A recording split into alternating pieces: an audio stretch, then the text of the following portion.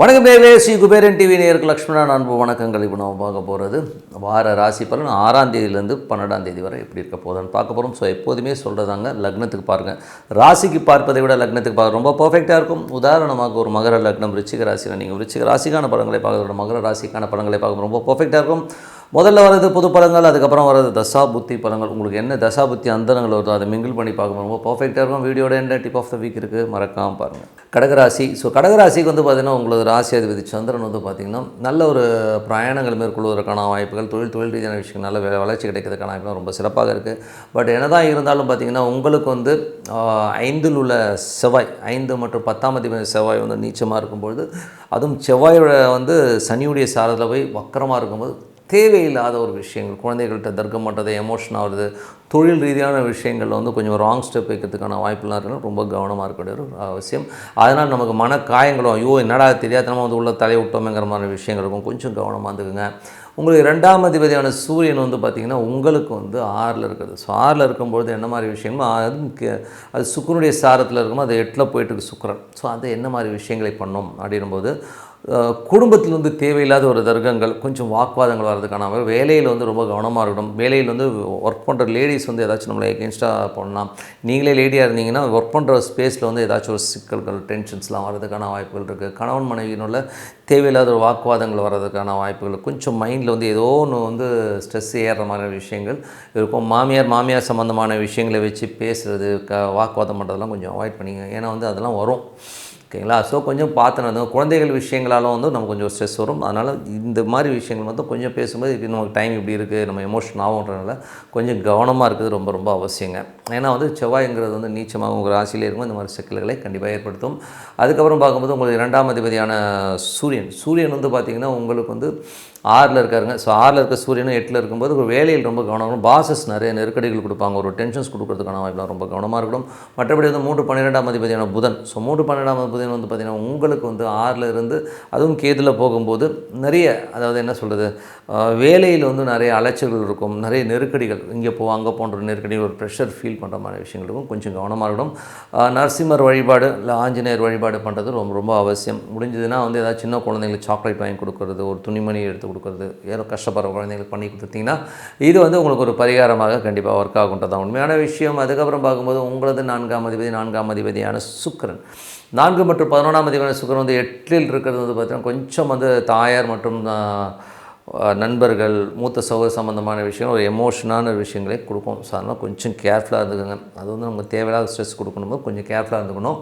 So அதனால் அந்த மாதிரி விஷயங்கள், வண்டி வாகனங்கள்லாம் ஓட்டும் போதும் கொஞ்சம் கேர்ஃபுல்லாக இருக்குது ரொம்ப ரொம்ப அவசியம். அதுக்கப்புறம் பார்க்கும்போது உங்களது 5ஆம் அதிபதி. ஸோ 5ஆம் அதிபதி செவ்வாய் வந்து ராசியில் குழந்தைகள் நினச்சி நிறைய ஃபீல் பண்ணுவோம், என்னடா இந்த குழந்தை இப்படி பண்ணுதுங்கிற மாதிரி ஃபீல் இருக்கும். அது மட்டும் 10ஆம் அதிபதி தொழில் ரீதியான விஷயங்கள் நிறைய சங்கடங்கள், ஒரு டென்ஷன்ஸ் வரும். ஸோ அதனால் அதெல்லாம் வந்து கொஞ்சம் பொறுமையாக இருந்து ஹேண்டில் பண்ணுவோம். ஏன்னா வார்த்தையை விட்டுருவோம். ஏன்னா சனி செவ்வாயுடைய காம்பினேஷன் கபாலு எமோஷனாகி கத்துறது, திட்டுறது மாதிரி விஷயங்கள் இருக்கும்.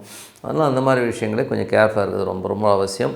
அதுக்கப்புறம் பார்க்கும்போது உங்களது 6ஆம் அதிபதி மற்றும் உங்களுக்கு வந்து 9ஆம் அதிபதியான குரு. ஸோ அவர் வந்து 11இல் இருக்கும்போது வேலையில் நல்ல ஏற்றங்கள், நல்ல லாபங்கள்லாம் வர்றதுக்கான வாய்ப்பெல்லாம் கண்டிப்பாக இருக்குங்க. ஸோ அது வந்து ரொம்ப ப்ளஸ் தான், அது இல்லைன்னு சொல்ல முடியாது. ஏன்னா வந்து 6இல் உள்ள அதிபதி வந்து ரொம்ப சிறப்பாக இருக்கும். அதனால் குரு தசாபுத்தி அந்த நல்ல லாபங்கள் இருக்கும். பட் வக்கரமாக இருக்கும், கொஞ்சம் ஸ்லோவாக போகிற மாதிரி ஃபீலை கண்டிப்பாக ஏற்படுத்தும். 7ஆம் அதிபதியான சனி வந்து 8இல் இருக்கும்போது ரொம்ப கவனமாக இருக்கணும். கணவன் மனைவிக்கு நடுவில் வந்து தேவையில்லாத ஒரு விஷயங்கள் இருந்தாலும் அது நட்சத்திர சாரத்தில் வந்து குருவுடைய ஸ்டாரில் இருக்கும், திடீர் லாபங்களையும் அதிர்ஷ்டங்களையும் கண்டிப்பாக ஏற்படுத்துங்க. அதில் எந்த மாற்றமும் இல்லை. பட் வக்கரமாக இருக்கணும், கொஞ்சம் ஸ்லோவாக போகிற மாதிரி ஃபீல் இருக்கும்.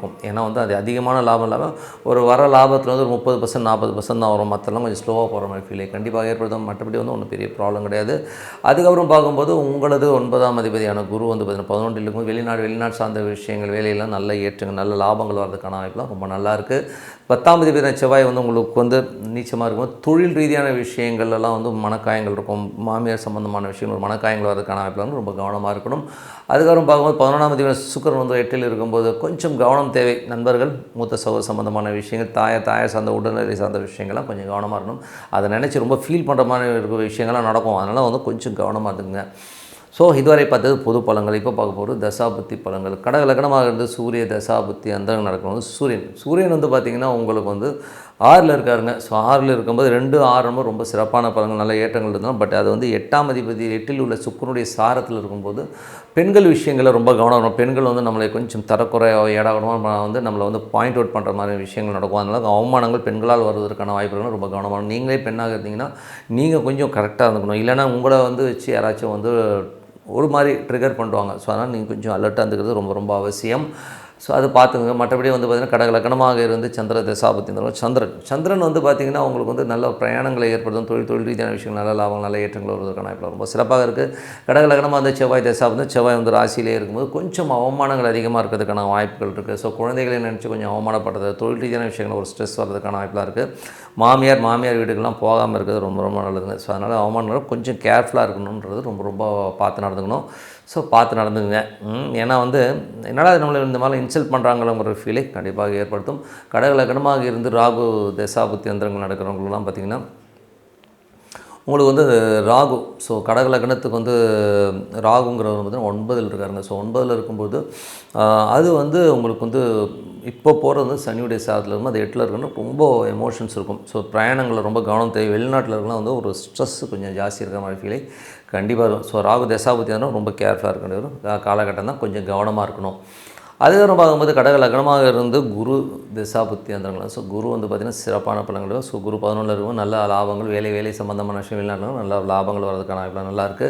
கடகலக்கணமாக இருந்து புதன் தசாபுத்தினா புதன் வந்து பார்த்திங்கன்னா 3, 12ஆம் அதிபதி வந்து உங்களுக்கு வந்து 6ல் இருக்கும்போது வேலை விஷயங்களில் வந்து சின்ன ஸ்ட்ரெஸ்ஸஸ், டென்ஷன்ஸ் வர்றதுக்கான வாய்ப்புகள், இவன் சொல்லிட்டான் அவன் சொல்லிட்டான்னு சொல்லிட்டு பக்கத்து சீட்டுக்கார நம்மளை போட்டு கொடுக்கறதுக்கான வாய்ப்புகள், அதனால் எமோஷன் ஆகிறதுக்கான வாய்ப்புகள் ரொம்ப கவனமான. பக்கத்து வீட்டுக்காரோட சண்டை சச்சரவுகள் இல்லாமல் இருக்கிறது ரொம்ப ரொம்ப கொஞ்சம் ஒதுங்கி போகிறது ரொம்ப ரொம்ப நல்லது. அப்புறம் பார்க்கும்போது கடகலக்கணமாக இருந்து கேது தசா வந்து கேது வந்து 3லிருந்து சூரியனுடைய சாரத்தில் இருக்கும்போது கொஞ்சம் கம்யூனிகேஷன் சம்மந்தமான விஷயம் ரொம்ப கவனமாக இருக்கணும். ஏதாவது சின்ன கலகங்கள் அவன் சொல்கிறான் இவன் சொல்கிறான்னு சொல்லிட்டு நம்மளை போட்டு ஏதாவது டார்ச்சர் பண்ணுவாங்க. ஸோ அதெல்லாம் வந்து ரொம்ப கவனமாக இருக்கணும். ஏதாச்சும் எழுத்துப்பூர்வமான டாக்குமெண்டேஷன் சம்மந்தமான விஷயம் கொஞ்சம் கேர்ஃபுல்லாக இருக்கணும். வேலை விஷயங்கள் வந்து கொஞ்சம் வந்து நெருக்கடிகளோட கொஞ்சம் அங்கங்கே அலையரமான விஷயங்களை கண்டிப்பாக ஏற்படுத்துங்க. அதுக்கப்புறம் வந்து கடகலக்கணமாக இருந்து சுக்கிர தசாவது சுக்கிரன் 8ல் இருக்காருங்க. ஸோ 4, 11ஆம் அதிபதி வந்து 8ல் இருக்கும்போது தாயார் மற்றும் நண்பர்கள், மூத்த சகோதர சார்ந்த விஷயம் ரொம்ப கவனமாக இருக்கணும். அதனால் வந்து நம்ம கொஞ்சம் எஃபெக்ட் அதிகமாக இருந்து ஐயோ என்னடா அது எமோஷன் பண்ணுறாங்க மாதிரி விஷயங்கள் இருக்கும். கொஞ்சம் கவனம் தேவை. கொஞ்சம் பார்த்து நடந்துக்கணும். அது மட்டும் இல்லை வேலை விஷயங்கள். ஸோ வேலையில் இருக்கவங்களுக்கு வந்து பார்த்திங்கன்னா கொஞ்சம் வந்து அந்த வேலை விஷயங்கள் வந்து ஒரு எமோஷன்ஸ் கொடுக்கறதுக்கான வாய்ப்பு கொஞ்சம் கவனமாக இருந்துக்கணுங்க. ஸோ இதெல்லாம் வந்து கொஞ்சம் கேர்ஃபுல்லாக இருக்க வேண்டிய ஒரு அவசியம். வண்டி வாகனம் ஓட்டும் போதும் கொஞ்சம் கேர்ஃபுல்லாக இருக்கிறது ரொம்ப ரொம்ப அவசியங்க. ஸோ அதெல்லாம் பார்த்துக்குங்க. ஸோ மற்றபடி என்னங்க, ஸோ நல்ல விஷயங்கள் நல்ல மாற்றங்களாக இருக்கணும். ஒரு பிரார்த்தனை விஷயம் சார உள்ளுக்குள்ளே வந்து அந்த இறைவன் வரணும். ஸோ அந்த மாதிரி பிரார்த்தனை பண்ணுவோம். கண்டிப்பாக அடுத்த லெவல் போகிறதுக்கான வாய்ப்பு ரொம்ப சிறப்பாக இருக்குது. Tip of the week. So tip of the வீக்கில் வந்து பார்த்திங்கன்னா இப்போ நம்ம பார்க்க போகிறது இப்போ நடைமுறையில் கோச்சாரத்தில் வந்து சனி ராகு இணைவு வரப்போகுதுங்க. ஸோ அதுவும் வந்து மீன ராசியில் வரப்போகுது. ஸோ மீன ராசியில் வரும்போது பார்த்தீங்கன்னா சனியும் ராகு வந்து ஒன்றோடு ஒன்று கிராஸ் ஆகுது அந்த மூமெண்ட்டு. ஸோ எக்ஸாக்டாக பார்த்திங்கன்னா 30ஆம் தேதி வந்து, பட் இதோட எஃபெக்ட் வந்து பார்த்திங்கன்னா ஒரு 20, 25 தேதியிலேருந்து தெரிய ஆரம்பிச்சிடும். ஸோ 25லேருந்து பார்த்து ஏப்ரல் மாதம் முழுவதுமாக வந்து அந்த சனி ராகுடைய அந்த ஒரு இணைவு இருக்குது. ஸோ அதில் என்ன நடக்கும் அப்படின்னும்போது கடல் சார்ந்த விஷயங்கள் ரொம்ப கவனமாக இருக்கணும். அதில் வந்து ரொம்ப எமோஷனான விஷயங்கள், ரொம்ப ஸ்ட்ரெஸ்ஸான விஷயங்கள் நடக்கிறதுக்கான வாய்ப்பு கொஞ்சம் கவனமாக இருக்கணும். ஏன்னா கடல் பகுதி கொஞ்சம் பிரச்சனைக்குரிய பகுதியாக மாறுறதுக்கான வாய்ப்பு நிறைய இருக்குது. அது மட்டும் இல்லாமல் பார்த்திங்கன்னா இதில் வந்து பார்த்திங்கன்னா குரு சம்மந்தப்பட, ஸோ சனி ராகு குரு அப்படி சம்மந்தப்படும் போது குழந்தைகள், கல்வி இந்த மாதிரி விஷயங்கள் வந்து கொஞ்சம் பிரச்சனைகள் வர்றதுக்கான வாய்ப்பு, குழந்தைகளை இது வந்து அஃபெக்ட் பண்ணுற மாதிரி விஷயங்களை நிறைய ஏற்படுத்தும். ஸோ அது மட்டும் இல்லாமல் வருமானம்னும் போது பொருளாதாரம் வந்து கொஞ்சம் டிசாஸ்டர் ஆகி கீழே போகிறதுக்கான வாய்ப்புகளை நிறைய ஏற்படுத்தும் இந்த ஒரு மாதத்தில். அது மட்டும் இல்லை வெளிநாடு தொடர்பான விஷயங்கள் டோட்டலாக வந்து கொஞ்சம் கான்ட்ரவர்சி, தொழில் ரீதியான விஷயங்கள் முடக்கப்படுகின்ற அபாயங்கள் நிறைய இருக்குங்க. ஸோ அதனால் வந்து கொஞ்சம் செலவினங்கள் அதிகமாகிற மாதிரி ஃபீலிங் நிறைய ஏற்படுத்தும். ஏன்னா வந்து இது காலபுருஷனுக்கு வந்து 12ஆம் இடம்ன்றனால கொஞ்சம் விரயங்களையும் நிறைய கொஞ்சம் சின்ன அழிவுகளையும் ஏற்படுத்தும். அதுவும் கடல் சார்ந்த விஷயங்கள் நிறைய இது பண்ணும். அது மட்டும் இல்லாமல் குரு வந்து இப்போ செவ்வாயுடைய சாரத்தில் போகும்போது அது வந்து நமக்கு வந்து ஒரு குழந்தைகள் சம்மந்தமான விஷயம் மட்டும் இல்லாமல் கொஞ்சம் வந்து இந்த ரத்த சம்மந்தமான விஷயங்கள் வந்து கொஞ்சம் பிரச்சனைகளை ஏற்படுத்துறதுக்கான வாய்ப்பை கொண்டு வந்துடும். ஏன்னா வந்து குருன்றதே பார்த்திங்கன்னா உங்களுக்கு 9 மற்றும் 12ஆம் அதிபதியாக இருக்கும்போது வெளிநாட்டில் இருந்து ஒரு சில விஷயங்கள்லாம் வந்து நமக்கு பிரச்சனைகள் வருவதற்கான வாய்ப்புகளையும் நிறைய ஏற்படுத்தும். அதனால் வந்து கொஞ்சம் கவனமாக இருக்கணும். குழந்தைகள் இதில் வந்து மேஜராக பாதிக்கப்படுறதுக்கான வாய்ப்புகள், தொழில் ரீதியான விஷயங்கள் முடக்கப்படுவதற்கான வாய்ப்புகள் நிறைய இருக்குது. ஸோ கொஞ்சம் கேர்ஃபுல். இது வந்து யாரெல்லாம் பாதிக்கும்? ஸோ மேஜராக வந்து இது பாதிக்கிறது வந்து பார்த்திங்கன்னா உலகம் முழுவதுமே இது ஒரு சின்ன ஒரு சலசலப்புகளே அந்த ஒரு மாதம் ஏப்ரல் முழுவதும் இருந்தாலும் இது யாரை வந்து நமக்கு யாருக்கு பாதிக்கணும் போது யாரெல்லாம் சனி தசா புத்தி அந்தரங்கள் நடக்குதோ அவங்களுக்கு பாதிப்புகள் கண்டிப்பாக இருக்கும். அதுவும் அந்த ஏப்ரல் மாதத்தில் வரணும். சனி புத்தி அந்தரங்கள் இருக்குன்னா அவங்க ரொம்ப கேர்ஃபுல்லாக இருக்கணும். அதே மாதிரி ராகு தசா புத்தி அந்தரம் நடக்கிறவங்களும் இந்த பிரச்சனைகள் வரதுக்கான வாய்ப்புலாம் நிறைய இருக்குது. அதே மாதிரி குரு தசா புத்தி அந்தரம் நடக்கணும், கண்டிப்பாக வந்து இது ஒரு பிரச்சனையை ஏற்படுத்தும். இதில் வந்து என்ன ஒரு பேத்தட்டிக்கான விஷயம்னா, இதில் வந்து குழந்தைகள் பாதிக்கப்படுறாங்கிறது தான் வந்து ரொம்ப கஷ்டமான விஷயம். ஸோ அதனால் குழந்தைகள் சம்மந்தமான குழந்தைகளை கொஞ்சம் கரெக்டாக பார்த்துக்கணும்.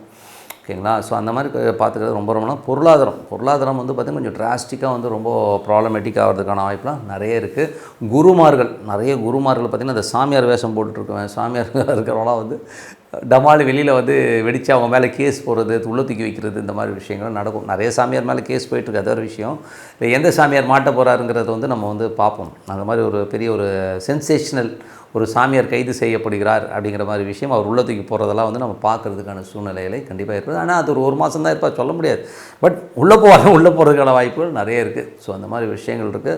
ஸோ அதனால் வந்து நம்ம கொஞ்சம் கேர்ஃபுல்லாக இருந்துப்போம். ஏன்னா வந்து இது வந்து சம்மந்தமே என்ன, செவ்வாயுடைய சம்மந்தப்படும் போதே ரத்தம் சம்மந்தமான விஷயங்கள் டிசீஸாக வர்றதுக்கான வாய்ப்புகள் இருக்குது. அது மட்டும் இல்லாமல் பார்த்திங்கன்னா இது வந்து ராகு சனினாலே வந்து பார்த்திங்கன்னா அது கர்மா பேஸ் பண்ணி வரும்போது கொஞ்சம் பிரச்சனைகளை நிறைய கொடுத்துரும். அது வந்து சனி வந்து உங்களுக்கு வந்து எந்தெந்த பார்வையில் கொடுக்கணும்போது பொருளாதாரத்தை வந்து டோட்டலாக அஃபெக்ட் பண்ணுற மாதிரி ராகுவோடய சேர்ந்து அதை அஃபெக்ட் பண்ணும்போது ரொம்ப ஸ்ட்ரெஸ்ஸஸ் வரும். அது மட்டும் இல்லை ராகுங்கிறதே வந்து பார்த்திங்கன்னா கொஞ்சம் பெருசாக வரும், கொஞ்சம் வீக்கங்கள் அதிகமாக வர்றது, அந்த மாதிரி விஷயங்களை ஏற்படுத்தும். கொஞ்சம் பார்த்து நடந்துக்கணும். ஓகேங்களா? சில நேரங்கள் வந்து பார்த்திங்கன்னா அந்த டிசீஸ் வரும்போது அவங்களுடைய வீக்கம் வந்து அதுக்கப்புறம் ரிலீஃப் ஆகும்போது பார்த்திங்கன்னா ரொம்ப டல்லாகிற மாதிரி ஃபீலெல்லாம் கண்டிப்பாக ஏற்படுத்தும். அதனால் கொஞ்சம் நம்ம கேர்ஃபுல்லாக இருந்துக்கணும். ஓகேங்களா? ஏற்கனவே வந்து நிறைய பிரச்சனைகளை நம்ம ஃபேஸ் பண்ணிட்டு வந்தாலும் இந்த காலகட்டங்களில் வந்து கொஞ்சம் நமக்கு வந்து சேலஞ்சிங்காக இருக்கும் அந்த ஏப்ரல் மாதம். ஸோ இது வந்து மார்ச் 20-25 தேதியிலேருந்தே நமக்கு தெரிய ஆரம்பிச்சிடும். பட் ஏப்ரல் வந்து கொஞ்சம் சிவியராக பாதிக்கும். ஏப்ரலுக்கு அப்புறம் எல்லாமே கிளியர் ஆகிடுங்கிறது தான் உண்மையான விஷயம்.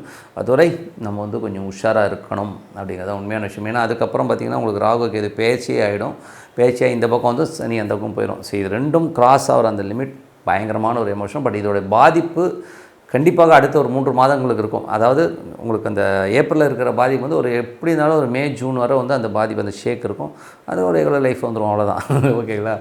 ஸோ அதனால் கொஞ்சம் உஷாராக இருந்துப்போம். ஸோ நல்லதே நடக்கும். நம்ம வந்து இப்போலேருந்தே வந்து கொஞ்சம் அலர்ட்டாக இருந்துக்கிறது ரொம்ப ரொம்ப நல்லதுன்னு சொல்லிட்டு உங்களிடம் விடைபெறுவது உங்கள் லட்சுமி நாராயணன். நன்றி, வணக்கம். ஸ்ரீ குபேரன் டிவியை பார்த்தமைக்கு நன்றிகள். மேலும் இது போன்ற தகவல்களை தெரிந்து கொள்ள ஸ்ரீ குபேரன் டிவியை சப்ஸ்கிரைப் செய்யுங்கள். மறக்காமல் பெல் ஐக்கானை கிளிக் செய்யுங்கள்.